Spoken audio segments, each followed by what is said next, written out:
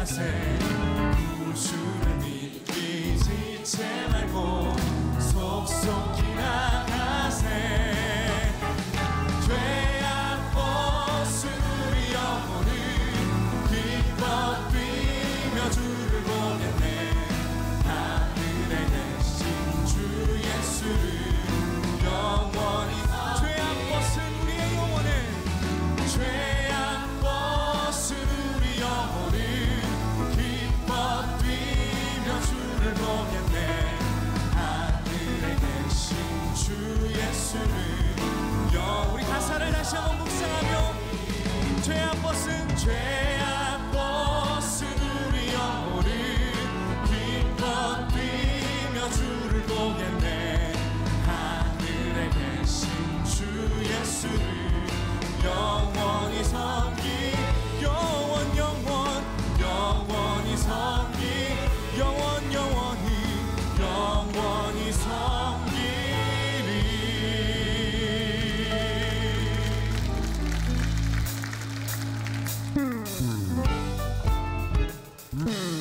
계속해서 우리 주님의 친절한 팔로 우리가 나아갈 수 있기를 원합니다. 그 사랑의 팔로 갑시다. 주의 친절한 팔에 안기세 우리 마음이 평안하리니. 항상 기쁘고 복이 되겠네. 영원하신 팔에 안기세. 주의 팔에, 크신 팔에 안기세. 주의 팔에. 우리 함께 박수하며 우리 주님 앞으로 나갔으면 좋겠습니다. 아멘.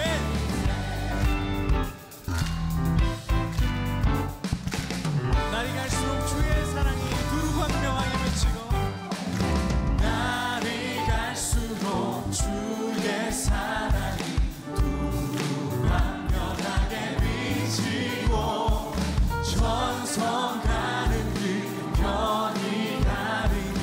영원하신 팔에 안기세. 주의 팔에, 크신 팔에 안기세.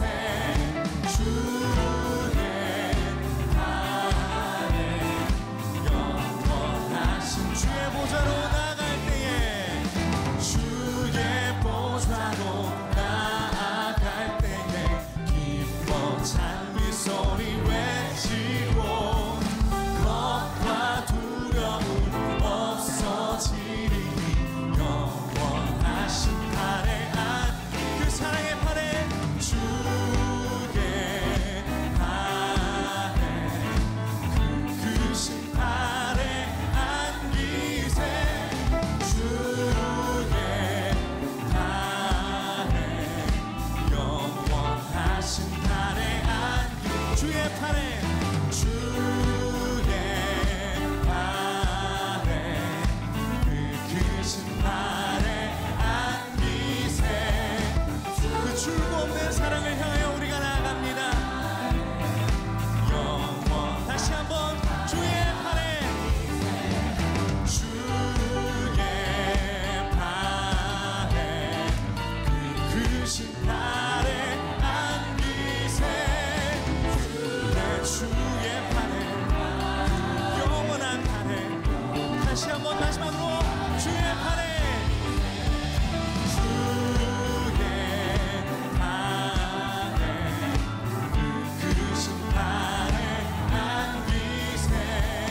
주의 팔에,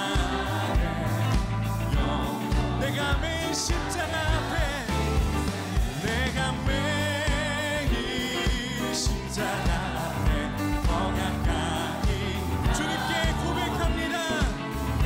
구세주의 흘린 보혈로써 나를 전해라.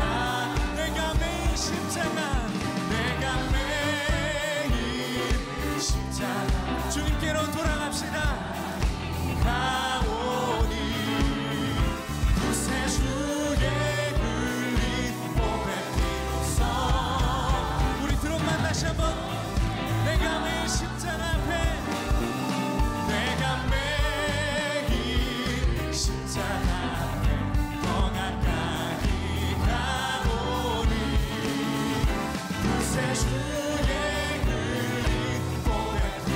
마지막으로 나를 줘.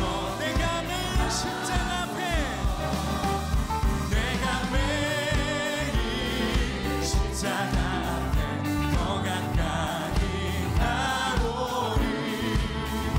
구세주의 흘린 몸의 피로써 나를 줘. 성령이 계시네. 성령이 계시네. 할렐루야 함께 하시네. 좁은 길을 걸으며 한낱 기뻐하는 것 주의 영. 다시 한번 우리 크게 박수하며 성령이 계시네. 할렐루야 함께 하신 성령이 계시네. 할렐루야 함께 하신 성령이 내 삶에 할렐루야 함께 하신 좁은 길을 걸으며 한낱 기뻐하는 것 주의 영이 함께한 좁은 길을 걸으며 한낱 기뻐하는 것 주의 영이 함께하리라. 주님, 우리가 매일 십자가로 돌아갑니다.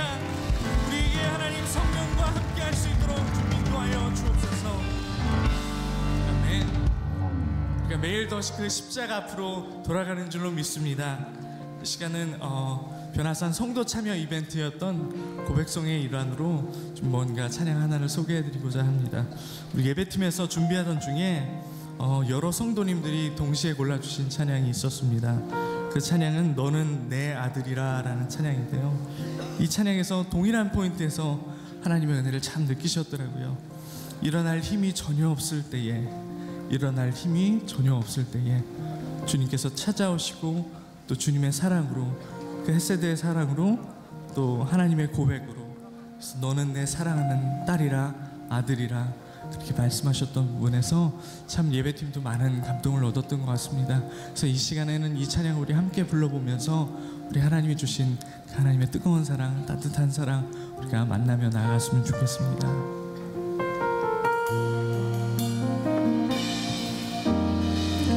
힘들고 지쳐 낭망하고 넘어져 일어날 힘 전혀 없을 때에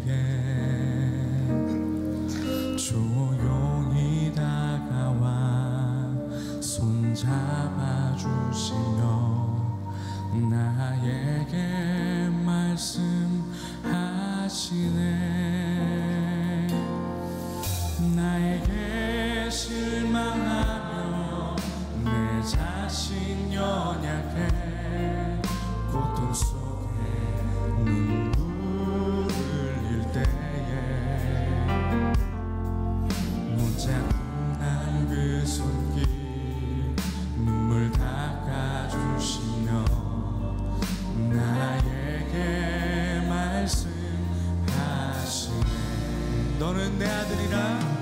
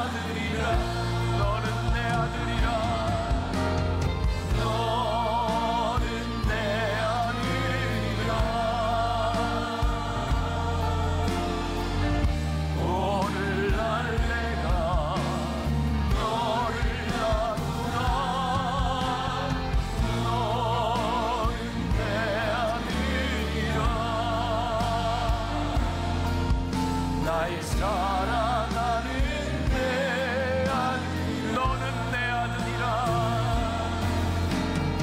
너는 내 아들이라.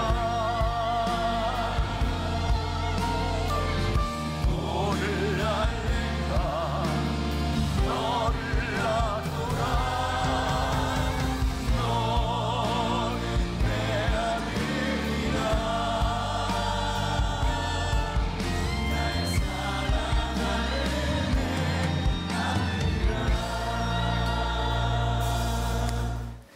변화선 새벽기도회 고백송 두 번째 사연 소개자 백윤일 권사입니다. 오늘 사연은 만청 다윗 공동체 조예진 자매가 보내준 사연입니다. 2016년 8월 저의 신앙이 가장 뜨거웠던 그때 저는 주일뿐만 아니라 일상 속에서도 주님을 예배하고 싶었습니다. 제 삶 속에서 항상 주님의 향기가 뿜어져 나오는 사람이 되고 싶었습니다. 하지만 세상 속에서 바쁘게 살다 보니 종종 주님을 잊곤 하더라고요. 그래서 저는 제가 좋아하는 가요 대신 CCM을 듣기 시작했습니다. 저는 원래 음악을 시도 때도 없이 들었기 때문에 그때부터는 주님을 시도 때도 없이 만나게 되었던 것이죠. 그 중에서 제가 한 달 내내 들을 정도로 좋아했던 곡이 있는데요. 마이 플레이어라는 곡입니다. 거룩하신 주께 나의 마음 모아 기도합니다 로 시작하는 가사 한마디 한마디가 너무 와닿고 모두 제 기도 제목 같았습니다. 항상 이 찬양을 듣는 것으로 시작했는데 결국 저의 고백이 되는 찬양이 되었습니다. 그냥 찬양을 듣는 것만으로도 은혜가 되고 기도가 되는 것이 너무 감사했습니다. 저는 이때 찬양을 들으면서 내가 이 노래를 진짜 잘해서 이 찬양을 우리 교회에서 특성하면 정말 하나님께 영광이겠다. 많은 사람들이 이 찬양을 듣고 나의 삶 속에서 항상 기도할 수 있었다면 좋겠다라고 생각했습니다. 그러면서도 만약 나의 노래 실력이 은혜가 안 된다면 다른 누군가라도 불러줬으면 좋겠네 호호라는 생각을 하며 웃으면서 작은 소망을 품기도 했습니다.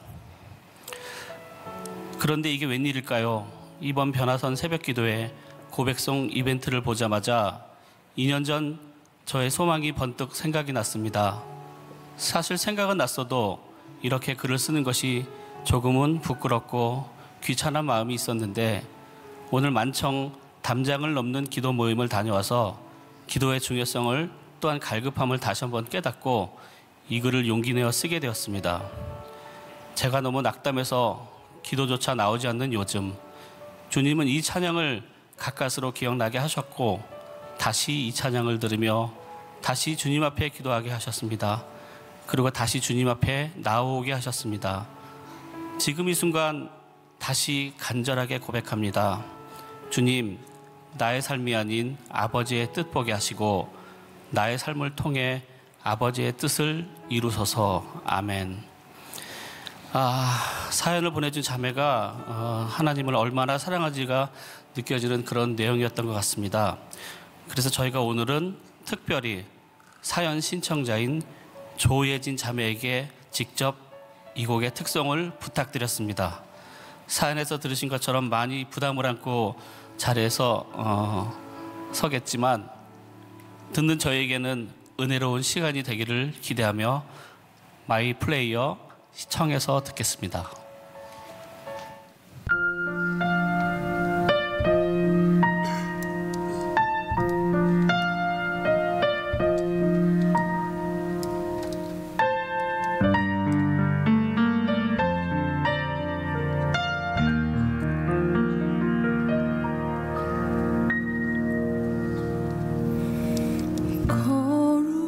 거룩하신 주께 나의 마음 모아 기도합니다. 부족한 나 위해 끊임없이 주시는 그 사랑 감사합니다. 주께 고백할 것은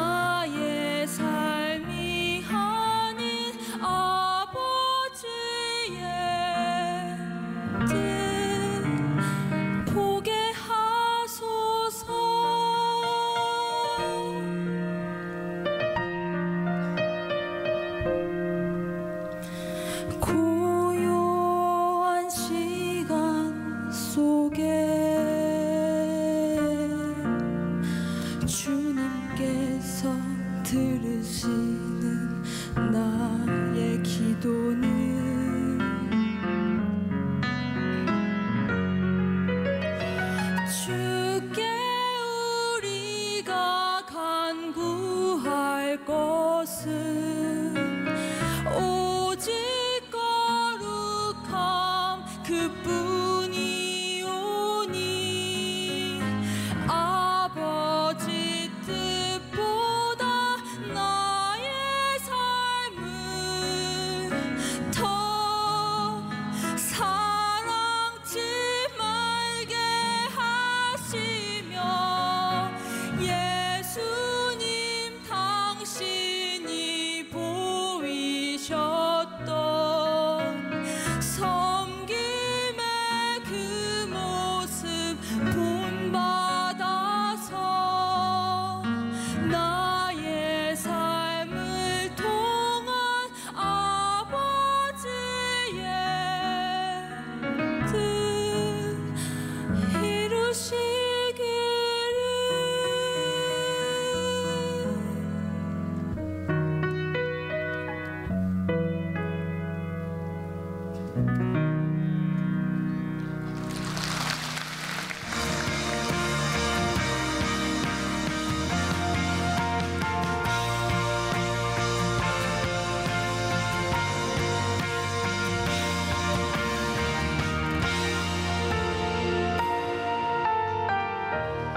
찬양이 너무 좋았죠?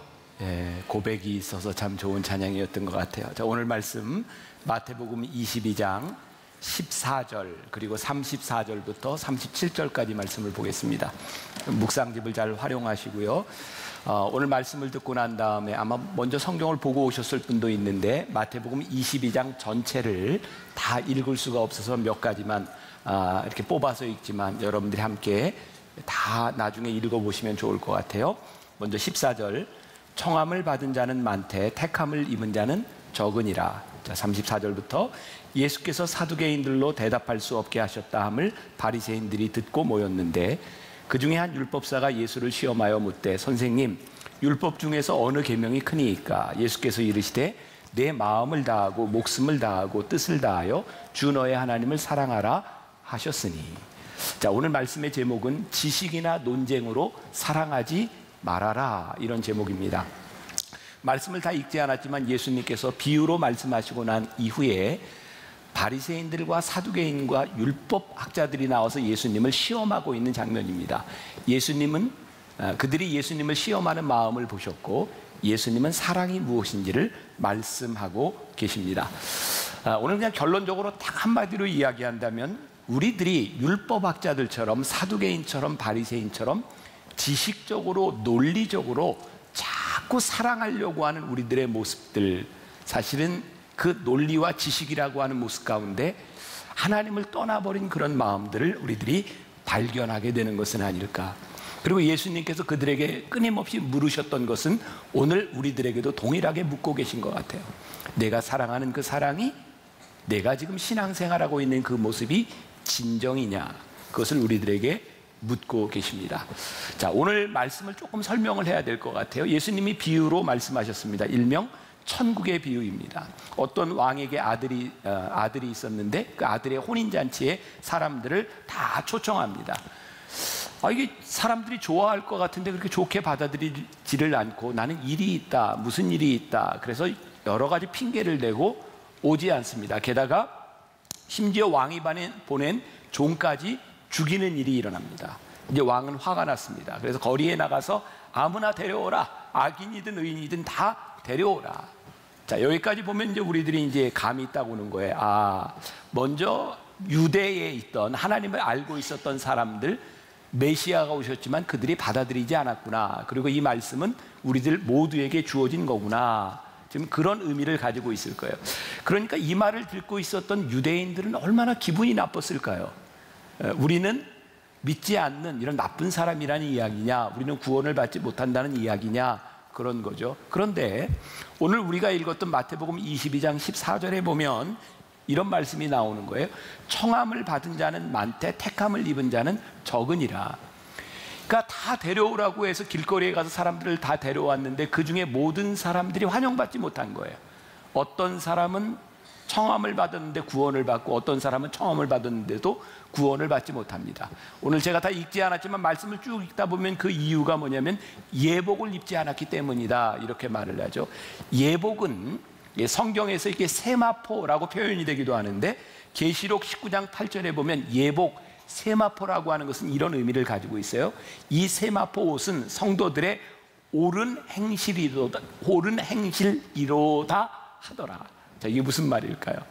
청함을 받았는데 청함에 합당하지 않은 거예요.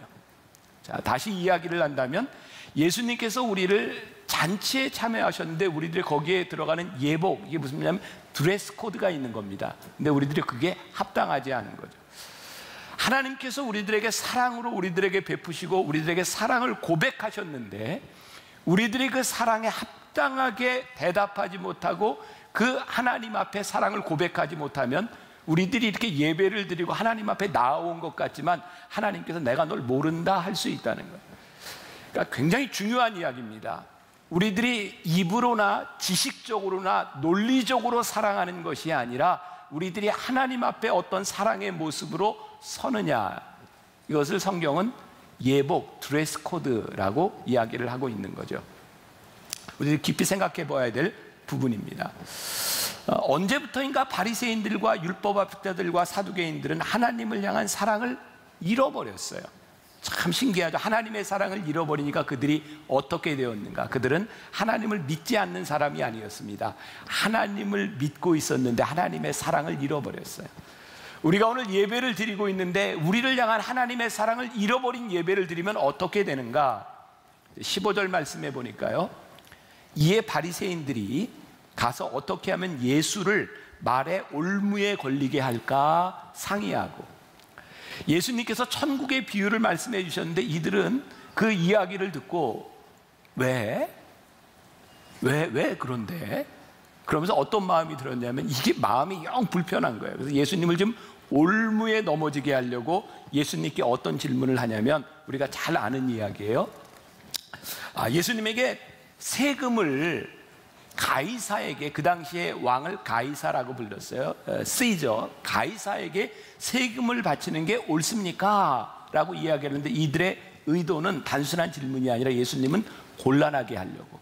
왜냐하면 당시 그 돈을 황제에게 드려라 라고 한다고 하면 이 바리새인들 마음 가운데 우리들이 하나님께 구별하는 것은 무엇이냐라고 이야기를 할 거고, 또 하나님께만 다 드려라 그러면 그 당시에 유대가 로마의 속국이었으니까 이거는 좀 그 나라에 반감을 품은 사람이 아니냐, 이렇게도 고르고 이렇게도 걸게 하려고 했던 거죠. 근데 예수님께서 어떻게 하셔서 잘 아는 거죠. 이 데나리온, 돈을 바라보시면 여기에 누구의 얼굴이 있느냐 이렇게 하시면서 황제의 것은 황제에게, 가이사의 것은 가이사에게, 하나님의 것은 하나님께 바치라 이렇게 말을 하죠. 자, 여기에서 우리들의 모습을 한번 가만히 보세요. 우리의 신앙에 의문, 질문이 들 때가 있습니다. 이거 뭐지? 그런데요, 우리가 하나님 앞에 뜨거운 마음을 가지고 있었을 땐 우리들이 굉장히 심플합니다. 구별하는데 별로 노력하지 않습니다. 왜? 하나님께 마음이 가는 것을 그대로 합니다. 그런데 언제부터인가 사랑이 식어지기 시작하면 우리들에게 구별과 논리, 율법, 어떤 법칙 같은 것들이 생겨지기 시작합니다. 여러분, 이게 저는 충분히 이해가 될 수 있으리라고 생각하는데, 우리가 하나님을 뜨겁게 믿었던 그 순간에는요, 계산보다 더 중요한 것이 있습니다. 그것은 마음입니다. 그런데 이 마음을 잃어버리면 우리는 계속해서 계산하게 됩니다. 우리가 정말 이 나라와 이 민족을 위해 기도해야 되겠다. 저는 요즘 정말 그런 걸 이제 많이 느끼는데, 뭐 나이에 따라 다 틀리겠지만 저는 지난 몇십 년 동안 우리나라의 이렇게 역사를 보면서 어쩌면 우리는 정말 이렇게 비극적일까? 대통령이 바뀔 때마다 우리는 왜 늘 이렇게 복수할까? 이건 진보고 보수고 할 것 없이 다 똑같은 거예요. 그리고 정말 화나고 짜증나는 것 중에 하나가 정권이 바뀌어서 청문회 할 때마다 거기에 나오는 사람들을 발가벗겨서 그들에게 이렇게 자격이 없다고 이야기하는 것을 보면 똑같이 당했던 사람들이 그 다음 사람에게 너희도 당해봐라 그러면서 정말 사람들을 어쩌면 그렇게 수모를 줄 수 있을까 그런 생각이 들어요. 우리는요 선과 악, 의로움 이게 굉장히 중요한데 그것보다 우리는 어떤 생각을 하냐면 내가 당했던 것을 복수하리라 이런 마음들을 가지고 있어요. 그러면서 우리는 늘 어떤 생각을 하면 이것은 정의라고 하는 거죠. 이건 모든 사람들이 다 똑같다는 겁니다. 근데 저는 우리들에게 왜 복음이 필요하고 믿음이 필요할까? 왜 우리들이 하나님을 믿고 우리들이 사랑을 이야기해야 될까? 저에겐 그런 생각이 드는 거예요. 똑같이 악을 행했던 사람들에게 내가 복수를 하고 논리적으로 법의 잣대를 대하는 것은 누구나 할 수 있습니다. 그런데 정말 어렵게 다른 것을 해야 되는 사람이 있는 거예요. 그게 뭐냐? 나는 이렇게 당했으나 이 모든 당했던 것을 내 대에서 끝내고 나는 그렇게 살지 않으리라. 어느 때에는 누군가가 이런 결단을 해주지 않으면 이 악의 고리는 끊어지지 않는 거예요. 이거는 진보와 보수에 대한 문제가 아니라 정말 하나님의 마음을 가진 사람들이 나라와 민족을 떠나서 우리들의 개인적인 삶 가운데서 내가 하나님의 사랑으로 이것을 나에게서 끊으리라라고 하는 결단이 서지 않으면 우리들의 삶의 악의 고리가 끊어지지 않는 거죠. 그래서 우리는 이 복수와 이 악에 대한 마음과 논리적인 이런 마음들을 가지고 오면 예수님께서 비유로 말씀하시고 천국의 비유를 이야기하시는데도 그게 마음에 늘 걸렸던 바리새인들처럼 우리는 늘 이렇게 걸리는 것 같아요. 제가 설교를 하면서 참 힘든 게 뭔지 아세요? 요즘 세상에 제일 힘든 게 이런 거예요. 나라를 위해서 기도합시다 이렇게 하면 젊은이들이나 어떤 쪽에서만 어우 저거 보수 같아.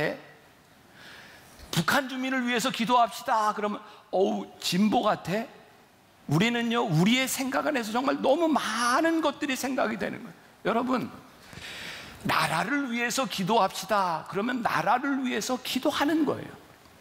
저 북한에 있는 주민들을 위해서 굶주리고 힘들어하는 사람을 위해서 우리들이 기도합시다 그러면 그 영혼들을 바라보며 우리들이 기도하는 거예요. 그런데 우리는 왜 이렇게 논리적일까? 우리는 왜 이렇게 계산을 하며 하나님께서 하시는 것들을 우리들이 받아들이지 못하는 것일까? 우리는 왜 언제부터인가 누군가 무슨 이야기를 하면 저 사람이 무슨 생각을 하고 있는가? 언젠가 제가 굉장히 인상적이었어요. 이렇게 청문회 전국에서 막 어지러울 때 이런 그 정치 좌담회를 하는데 어떤 사람이 이렇게 얘기를 하더라고요. 우리 이제 이거 그만두고 예수님께서 가늠하다 현장에서 붙잡혔던 여인을 구원해 주셨던 그 일을 기억해 봅시다. 이게 일반 방송에서 나왔던 얘기예요. 그러면서 예수님께서 죄 없는 자가 먼저 돌로 치라 그랬더니 돌을 집었던 사람들이 다 놓고 갔으니 죄 없는 자가 먼저 돌로 치라 이 말을 기억하자 그랬더니 어떤 패널이 이렇게 이야기하는 거예요. 요즘 같은 시대에 내가 언론인 출신인데 만일 예수님께서 가늠하다 현장에서 붙잡혀있는 여인을 앞에 놓고 죄 없는 자가 먼저 돌로 치라 그러면 일면 신문 기사의 탑으로 이런 제목이 나올 거라는 거예요. 예수 가늠한 여인을 비호하다 이런 제목으로 나올 거라는 거예요. 사람들은 예수님의 마음을 보려고 하는 것이 아니라 그 사랑을 보려고 하는 것이 아니라 어떤 시비거리를 찾으려고 한다는 거예요. 오늘 우리들의 삶에서 신앙에서 일상생활에서 누군가의 관계에서 자꾸 시비거리가 생긴다고 하는 것은 우리들에게 무슨 의미일까요? 나에게 사랑이 사라졌구나. 바리새인이 이렇게 이야기를 하고 난 후에 예수님께서 바리새인이 답변할 수 없는 이야기를 하니까 이제는 사두개인이 나왔어요. 사두개인은 부활이 없다고 믿는 사람입니다. 근데 이들이요 이 바리새인들이 이렇게 예수님께 당하고 나니까 이런 생각을 했던 거야. 내가 예수님을 곤란하게 하면 내가 지금 이렇게 좀 튈 것 같은 거죠. 내가 이 말씀을 묵상하면서요 저도 저 스스로를 바라봐야 되는데 이 말씀을 보는데 누구 생각이 나는 거야. 그래 걔가 늘 그래. 저 관심종자 뭐 이런 것들이 있죠. 무슨 사건이 터지면 이것을 사랑으로 보는 것이 아니라 이 문제를 이슈를 팍 터뜨려서 내가 관심 받으려고 하는 사람들. 여러분 우리 사회에 정말 힘든 부분들이 그런 것들 아니고 문제가 생기면 그 문제를 부각시켜서 사람들을 힘들게 하는 일들이 일어나는 거예요. 이제 사두개인이 예수님께 와서 뭐라고 얘기하냐면 부활에 대해서 묻는 겁니다. 이스라엘의 전통에 의하면요, 이런 전통이 있어요. 아들들이 쭉 있는데 큰 아들이 결혼을 했는데 자식이 없어서 죽으면 그 아내를 동생이 취합니다. 왜냐하면 이게 자손에 대한 것 때문에 그래요. 근데 이 사두개인이 이야기하는 게 너희들이 부활이 있다고 하는데 그렇다면 만일 7명의 아들이 있는데 그 위에서부터 전부 자식이 없어 죽었어. 그래서 막내가 형수들을 다 데리고 7명의 아내가 있어. 그러면 천국에 가서 이게 어떻게 되겠습니까? 예수님을 곤란하게 하려고 물어본 거예요. 곤란하죠? 그랬더니 예수님이 뭐라고 대답하시냐면 마태복음 22장 30절에서 예수께서 대답하여 이르시되 너희가 성경도 하나님의 능력도 알지 못하는 거로 오해하였도다. 부활 때에는 장가도 아니가고 시집도 아니가고 하늘에 있는 천사들과 같으니라. 무슨 얘기냐면 우리는 세상의 논리를 가지고 영적인 원리에 대입을 시키면서 시비를 건다는 거예요. 하나님을 향한 사랑이 우리들이 없어지기 시작하면 우리들은 어떻게 해서라도 시비를 걸고 우리들 마음 가운데서도 어떻게 해서라도 누군가를 곤란하게 하려는 마음들이 일어난다는 거예요. 자, 여러분들 마음 가운데 갑자기 이렇게 빈정상하고 시비가 걸고 싶고 하다 그러면 여러분들이 지금 어떤 상태예요? 순수하지 않고 사랑을 잃어버렸다라고 생각하면 될 것 같습니다. 여러분들이 뜨겁게 하나님을 고백했던 때 우리들의 삶은 참 심플하지 않았는가? 근데 이제 바리새인도 사두개인도 이렇게 어려움을 당하고 났더니 이제 한 율법사가 등장을 합니다. 그리고 이제 내 차례가 되었어. 예수님을 곤란하게 해. 35절에 그 중에 한 율법사가 예수를 시험하여 묻되라고 되어 있어요. 자, 여러분들 시험하여 묻되 이게 지금 어떤 의미예요? 내가 누구를 시험해요? 내가 위에 있는 거예요. 율법학자가 예수님 위에 서서 예수님의 말씀을 받으려고 하는 것이 아니라 예수님을 시험하여 이렇게 질문합니다. 선생님, 율법 중에서 어느 계명이 크니까? 자, 율법적으로 어떤 계명이 큽니까? 라고 이야기를 합니다. 예수님께서 아주 심플하게 대답하십니다. 하나님을 사랑하라, 내 이웃을 사랑하라고 이야기를 하는 거죠. 여러분, 율법적으로 우리들이 하나님을 사랑한다고 하는 게 뭔지 아세요? 자, 이게 설명이 될지 모르겠어요. 우리가 이제 연애를 한다고 칩시다. 연애를 하는데 이제 만나면서부터 내가 저 사람을 사랑하니까 내가 저 사람을 사랑하니까 이거는 내가 지켜줘야지. 그래서 이렇게 적어요. 그래, 내가 요거는 조심하자, 요거는 조심하자, 요거는 조심하자. 어느 날 보니까 그 항목이 이렇게 많이 길어졌어요. 그러다 보니까 내가 이거를 조심하지 않으면 내가 저 사람을 사랑하지 않는 거야. 그래서 사랑의 감정보다 더 중요한 것이 뭐냐면 저 사람을 사랑하기 위해서 내가 지켜야 될 것이 있는 거야. 근데 여러분들, 우리들에게는 그런 것을 그렇게 다 지킬 수 있는 능력들이 없는 거예요. 그래서 사랑이 피곤해지기 시작하는 거예요. 언제부터인가 우리들에게 신앙에 대한 이런 조항들이 생기기 시작합니다.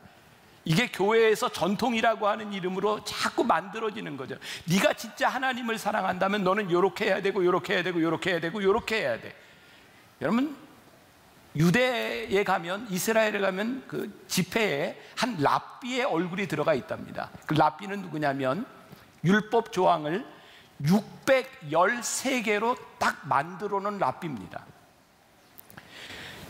이 613개의 율법 조항을 만들기 전에 이스라엘 사람들은 얼마나 힘들었을까요? 이걸 지켜야 되는데 어디까지 지켜야 되는지 몰라요. 다행스럽게도 613개만 지키면 돼. 간단해. 그런데 613개를 만들어 놓고 보니 이게 참 지킬 수 있는 룰을 만들어준 것 같기는 하는데 우리의 능력이 이걸 지킬 수 있는 능력이 없는 거예요. 여러분, 그래서 바리새인들과 율법학자들, 사두개인들에게서 어떤 모습이 나타나느냐? 인간의 능력을 가지고 이 율법을 지킬 능력이 없는 거예요. 그러다 보니까 내가 어느 정도까지 율법을 지키고 나보다 더 큰 죄를 진 사람들이 눈에 들어와야 내가 상대적 의인이 되는 거예요. 하나님께 대한 순수한 사랑을 잃어버리고 우리들이 율법적으로 들어가서 내가 이것을 지키면 하나님을 사랑하는 것이다 라고 생각하기 시작하면 우리들의 눈에 무엇이 들어오냐면 나보다 더 큰 죄를 진 사람이 들어오는 거예요. 왜? 그래야 내가 의인되기 때문이죠. 그래서 우리는 그때부터 하나님을 사랑하는 것이 아니라 상대적 의인이 되기 시작해요. 만일 지금 우리들의 신앙 가운데 누군가의 죄가 자꾸 눈에 들어오기 시작한다면 하나님께 대한 우리의 사랑이 변질되었구나 라고 생각하면 될 것 같아요. 하나님을 사랑하는 것에 대한 관심이 아니라 큰 죄를 짓지 않고 살면 내가 되겠다라고 생각한다면, 하나님을 기뻐하시는 일에 대한 관심이 아니라 내가 어떻게 하면 죄를 짓지 않을까라고 생각하고 있다면 우리들 마음 가운데 사랑이 식어졌구나 라고 생각하면 돼요. 예수님께서 이렇게 답변하셨습니다. 예수께서 이르시되 내 마음을 다하고 목숨을 다하고 뜻을 다하여 주 너의 하나님을 사랑해라. 율법학자가 이 이야기를 듣고 당황스러운 거예요. 왜요? 이 얘기는 이스라엘 아이들 중에 3살만 돼도 다 외우는 겁니다. 이게 말하는 쉐마예요, 쉐마. 이스라엘 모든 사람들이 알고 있는 거예요. 예수님에게서 특별한 것을 듣고 뭔가 꼬투리를 잡으려고 했는데 예수님은 그냥 성경 말씀을 이야기하셨어요. 너희가 마음을 다하고 목숨을 다하고 뜻을 다하여 주 너의 하나님을 사랑해라. 저는 말씀을 묵상하다가 어떤 생각이 들었냐면, 논쟁을 멈춰라. 그냥 사랑해라. 말씀을 말씀으로 들어라. 왜 언제부터 우리들 마음 가운데 이렇게 논쟁이 일어나고, 왜 언제부턴가 우리들의 마음 가운데 이렇게 지식을 가지고 따지고. 자, 제가 얘기하는 의도를 오해하지 마세요. 전 오해받는 게 참 맹목적으로 믿고 무조건 순종하고 지금 이런 이야기를 하는 게 아니에요.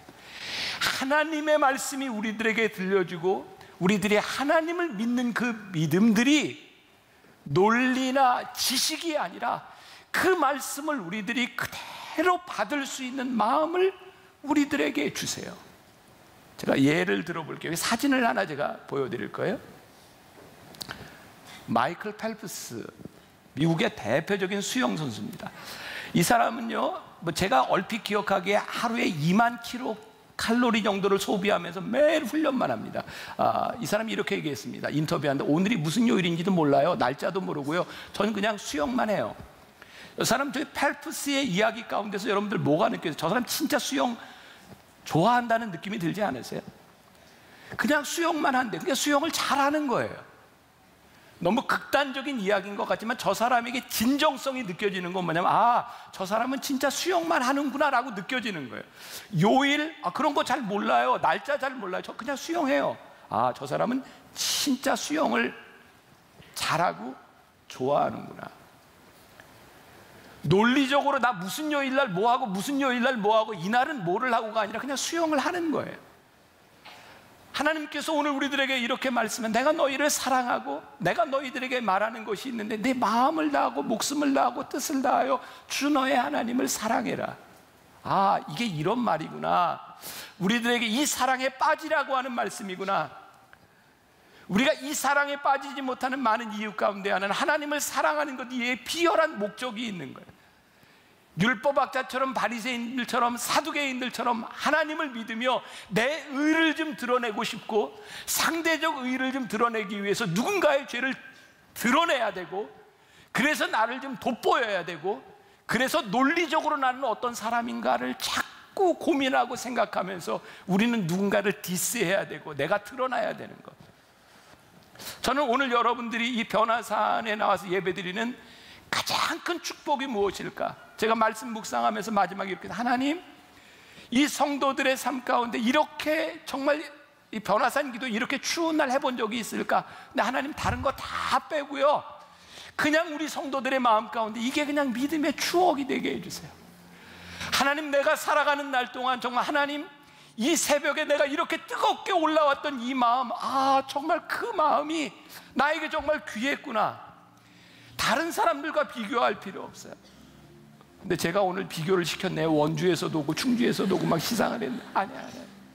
내가 원주에서 왔기 때문에, 충주에서 왔기 때문에 나는 야탑동에서 온 사람보다 나는 상대적으로 더 믿음이 있어, 그런 거 아니라는 거예요. 그냥 내가 2시 반에 일어나서 차를 몰고, 하나님은 어디에도 계시지만 내가 성전에 올라가서 함께 예배하고 싶어서 운전을 하고 왔던 그 뜨거운 마음, 그 마음이 나에게 너무너무 감사하고, 오늘 그냥 찬양을 드리는데 힘들고 지쳐 낭망하며 쓰러져 일어날 힘 전혀 없을 때, 그래, 그때 나를 일으켜 세워주셨던 그 하나님의 손길이 너무너무 간절해서, 하나님 제가 여기 왔어요, 그 마음이 너무너무 감사하고, 그 마음을 붙들고 우리들이 잊지 않으려고 살아가고, 우리를 불러주셨던 그 첫사랑을 우리들이 잊지 않으려고 그 마음 붙들려고. 주님, 제가 논리나 계획이나 의도, 논쟁으로 사랑하는 것이 아니라 저에게 하나님이 사랑합니다, 그래서 내가 살아갈 수 있는 내 삶의 모습들이 드러나게 하여 주옵시고, 하나님 그 사랑을 고백하게 하여 주옵소서. 오늘 이 새벽 우리들이 함께 기도할 때 논쟁적으로, 지식적으로 사랑하는 것이 아니라, 내가 주님 사랑합니다, 나를 부르신 하나님을 내가 찬양하고 감사합니다, 그런 고백이 여러분들에게 있기를 간절히 소원합니다.